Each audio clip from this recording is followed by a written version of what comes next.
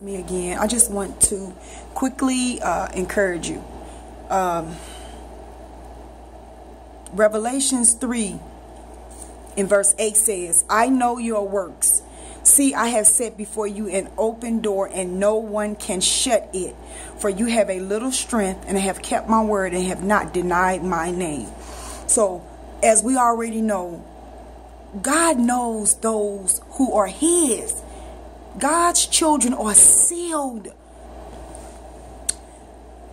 So with that being said, we need to focus on trusting God. I could remember, I'm telling you,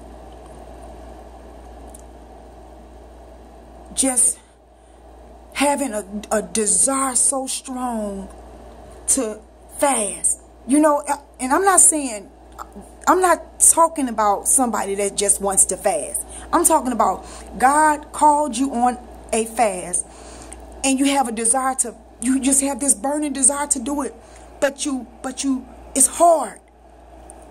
I've been there so many times where I've started fasting, stop, start, stop, start, stop, start, stop.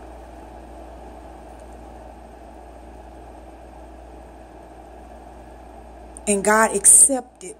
He accepted it. I mean, he wasn't saying, Joy, pat me on my back for stopping, but he was right there with me. You know, it was like a baby learning to walk, and mommy right there with her, and daddy right there with her.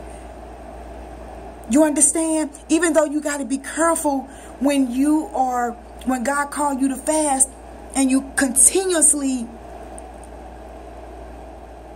give it into your flesh. It comes a time when you have to grow up. So what I want to talk about right now is learning to identify distractions. The enemy is only coming after you to stop you from doing the will of God. He's going to bring people around you that make you upset, different things that make you angry. When I get on Facebook, it hurts my heart to see all the negative stuff that's on there. Those things trigger your emotions, and it can make you fall on your fast. You know, listening to somebody negative all day long. No, you have to turn off the distractions. It's not just a man or a woman. Distractions can be anything. Anything that deter your focus is a distraction. So the enemy is very subtle. Remember, God didn't make him into a dog. God didn't even make him into a cat. God made him into a snake. On your belly you shall crawl. So the snake is sneaky. Before you know it, he been and bit you. So we got to learn how to recognize the enemy. We got to learn how to recognize the enemy. And see, as you fast and pray, it sharpens your spirit. It sharpens your spirit. God will speak to you. God will tell you about somebody that you could never, ever could be able to recognize in the natural. That's just like me. I'm a black woman. You don't need nobody to say, oh, Joy, a black woman. Even though my kids be saying, you know, when my girl, her mama, you think you Caucasian? No, I'm just kidding. But what I'm saying is, you don't need nobody to tell you I'm black. It's evident. I'm a black woman. You don't need nobody to tell you that I got these earrings on. It's evident. You can see them. We need God to expose and to reveal things to us that we cannot see. And that's what God does when you start fasting and praying. He will sharpen your senses. The enemy desensitizes us, but God will sharpen your senses.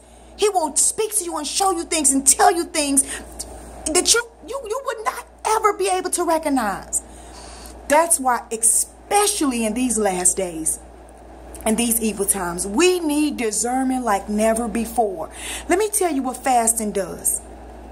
Fasting is like the days of Noah. Fasting is building your ark. It's building an ark for the safety of your family, because God's grace is on you just like it was on Noah. So when you start fasting and praying, that's building your ark. And as you fast and pray, God will tell you what you need, how to stack, how to put everything in its right place, what to pray about, what not to pray about, what to focus on. I know sometimes I'll be talking to God and I'll say, I ask God a question. And guess what he'll say? Focus.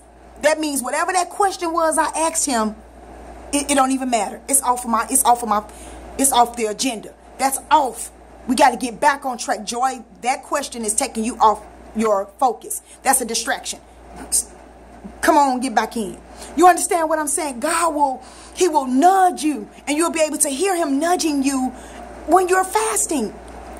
Even when you come off that fast, you'll just feel so energetic and feel his presence so amazingly. Just because you stop fasting don't mean God stops. That's not what I'm saying. He continues. So, you know, I'm going to come back. I don't know when, because I want to give you all scripture, just all scriptures on fasting. Also, I want to give you some ideas, like food ideas on fasting. Like if you're doing a Daniel fast, Daniel 1 and 12, which is vegetables and water only, or Daniel 10 and 3, which is fruit, vegetables, basically no meats, no sweets, no desirable foods, no bread, you know. So I do want to come back and do that. I don't know if I'm going to do that today, but I just want you to know that fasting builds your ark. Fasting is I want to say is a strategic plan, a strategic planning mechanism. It just gives you, it's like a manual. It's a manual, you know, and it's like God is speaking and you are just writing, just like Moses. Moses fasted for 40 days and 40 nights and got the 10 commandments from God to give to the people. God wants to do the same thing to you. He wants to give you some things to give to the people. But we have to